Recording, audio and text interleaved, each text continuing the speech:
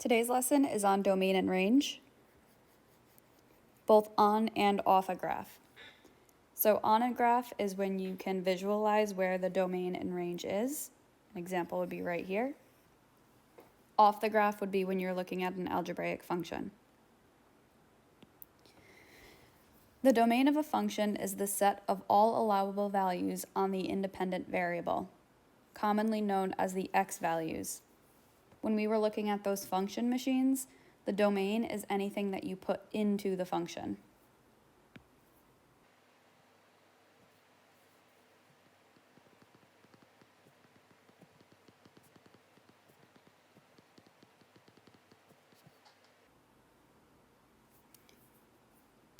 The range of a function is the set of output values when all x values in the domain are evaluated into the function. These are commonly known as the y-values. The range is anything coming out of that function machine. So it would be your answers.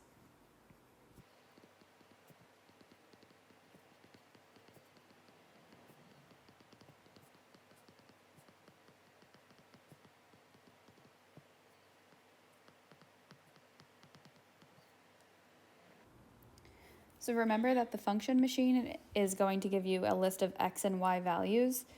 Those x and y values form ordered pairs that we can graph. Quick note before we take a look at this graph, make sure you know that we are always using interval notation for domain and range.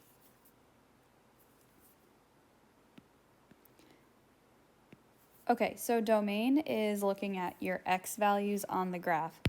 If this here is our graph, we want to write down what x values are included. That means we're looking for what points on the x-axis have a corresponding y value. So we're trying to list all of the points that are included, or everything that came out of that function machine. The domain is looking at just your x values, so we're looking between this number here and this number here. If I was to write this domain in interval notation, I would say that it starts at -4, and -4 has an open circle. So my domain is from -4 all the way to +3 with a closed circle. -4 receives a round bracket, +3 receives a square bracket.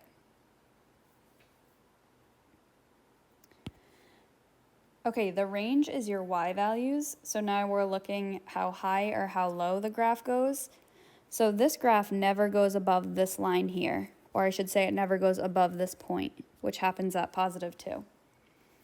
And it never goes below this line here, which happens at -3. Also, make a note that I just plotted points. If it's a solid line in the coordinate plane, that corresponds to solid points.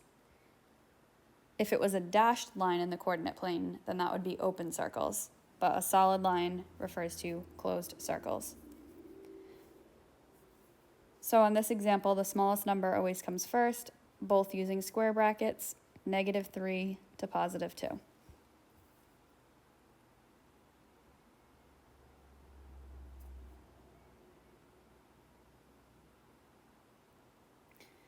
Looking at our 3 examples.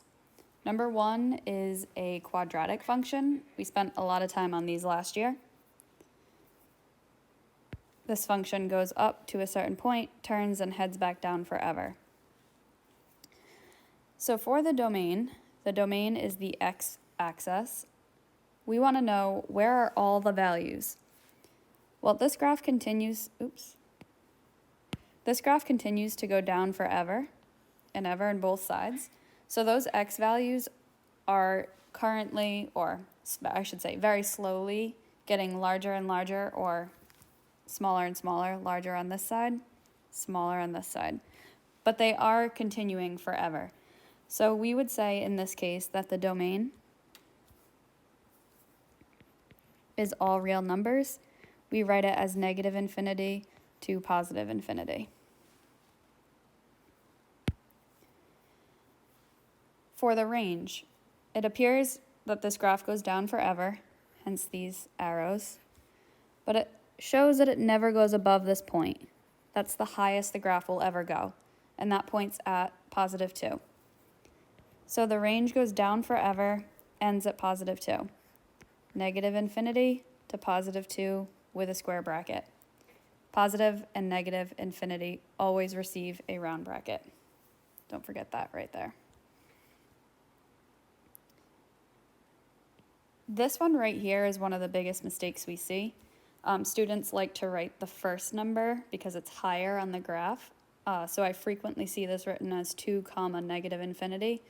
But just a reminder, be very careful because the most negative numbers always come first. It doesn't matter how they appear on the graph, negative numbers come first.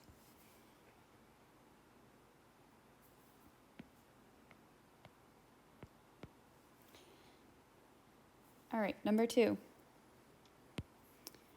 For number 2 on the x-axis, it appears that this graph goes between these 2 points, which is at negative 5 and positive 5. So the domain happens between negative 5, positive 5. Filled in circles, closed circles correspond to square brackets. For the range on the y-axis, it appears that the function goes between this value and 0. So negative 5 and 0. All square brackets because we have a solid line and closed points.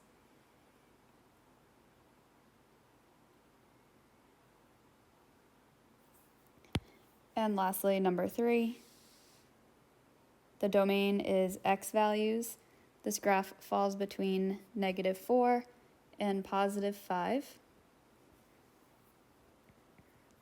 Negative 4 has a square bracket, a closed-in point. And positive 5 has an open circle, that would be a round bracket.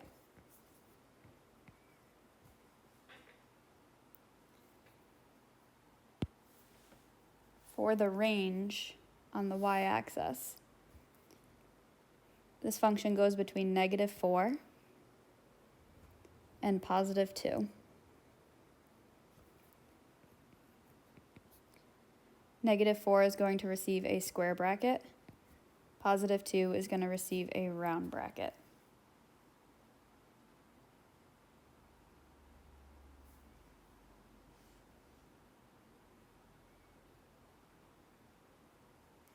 So moving on to finding the domain without a graph. Just to read through this quickly. The domain of a relation is the set of all x values in the relation. If the function is not presented with its graph, you must algebraically determine the x values that satisfy the function. Be sure to omit x values that do not satisfy the function. Some basic math tips to help, right here. Super, super important. If you just read those two, it kind of tells you what to do for all of the values or all of the functions below. First one, you cannot have a 0 in the denominator. That can never happen. You can never have this. So you need to find values that will make that happen and get rid of them. And also, you cannot take the square root of a negative number. For example, you cannot have the square root of negative 4. The negative can be on the outside, but it can never be on the inside. You find values that make that happen, you get rid of them.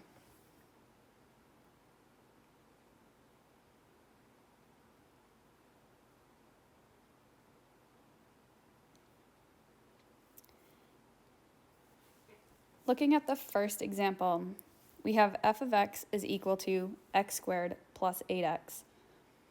There are no restrictions on this variable. So a couple things to point out here. First of all, I gave you 2 suggestions above, one highlighted in purple, one highlighted in green. Neither of those apply to this function, so it's not a fraction and it's not a square root.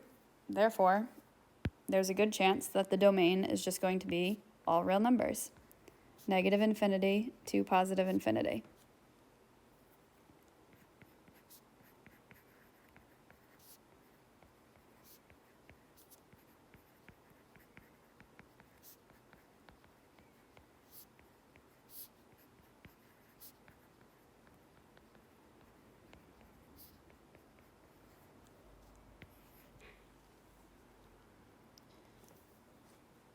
Number 2. Number 2 is a fraction. We have h of t is equal to 1 over 3 minus 2t. Right here is the denominator of our fraction. So if I scroll up for a second, remember that we cannot have a 0 in the denominator. So in order to find the restrictions, you need to set the denominator equal to 0 and solve.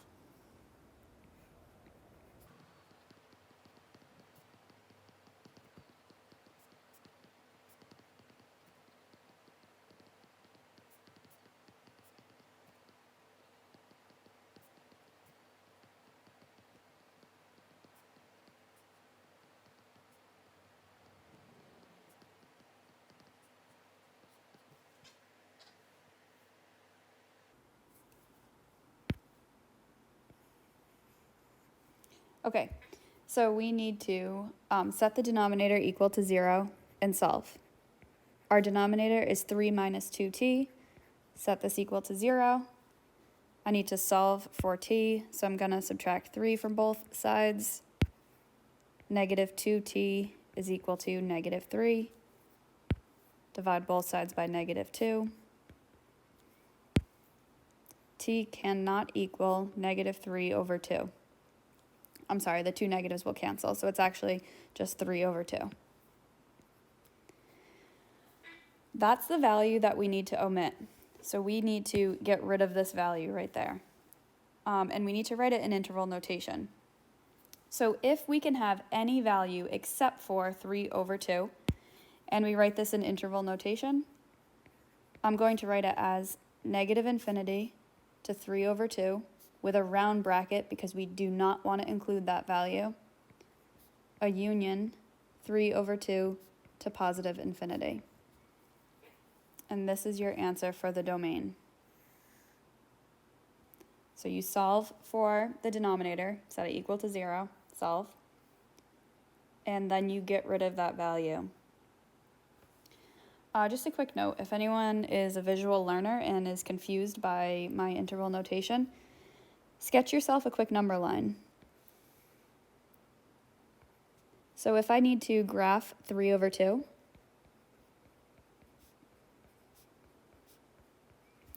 three over 2 is actually 1.5, so it's right here. And my function can be any value except for that. So it can be any value, oops, that's like really bold, any value leading up to 3 over 2 and any value after 3 over 2. I should fix that.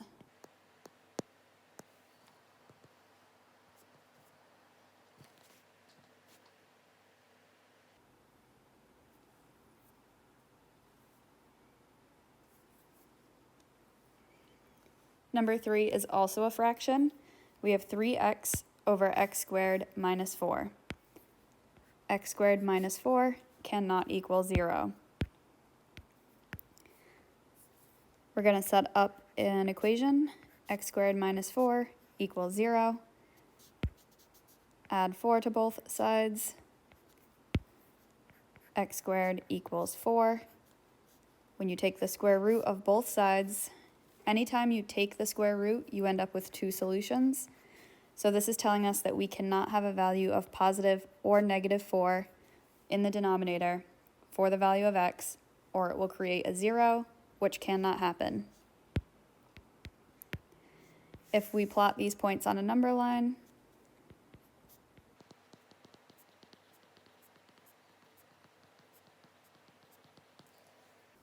we need to omit the values at negative 4 and positive 4. The function can be anything except for those 2 values.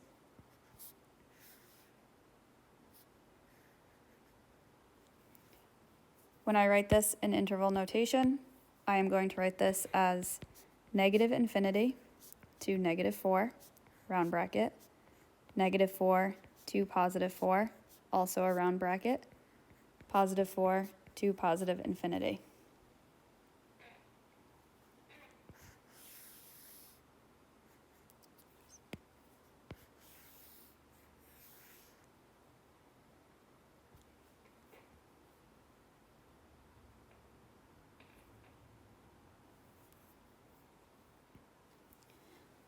And lastly, number 4, we have g of x is equal to 7 minus 8x.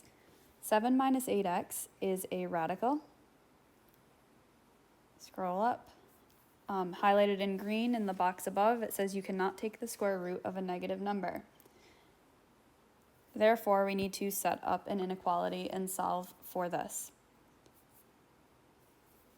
If it can't be a negative number, that means that anything in the radical expression must be greater than or equal to 0. It cannot be negative.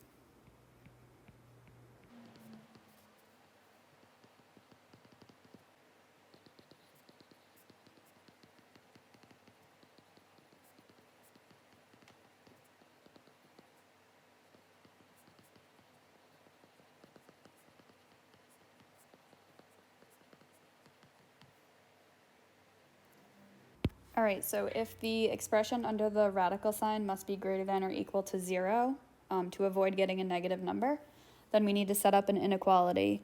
7 minus 8x has to be greater than or equal to 0, just like what I wrote in green. And then you're going to solve for x. Subtract 7 from both sides. Negative 8x has to be greater than or equal to negative 7. Divide both sides by negative 8. And be careful here, because when you divide by a negative and you have an inequality, then the sign reverses. This is going to become x is less than or equal to positive 7 over 8. If I was to sketch this on a number line,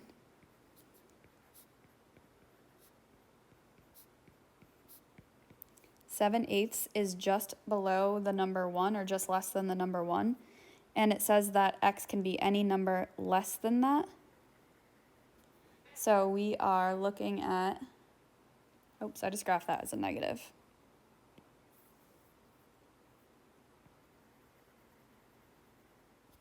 We're looking at any number up to 7 eighths. Starting at negative infinity, going all the way up to 7 eighths. And that's our value. So the domain is going to be written as negative infinity to 7 eighths with a square bracket.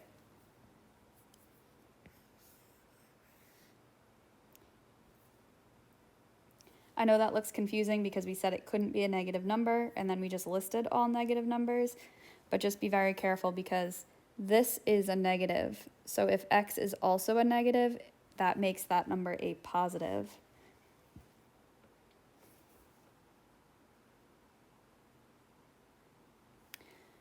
Okay, the On Your Own section answers are on my website under the note sheet.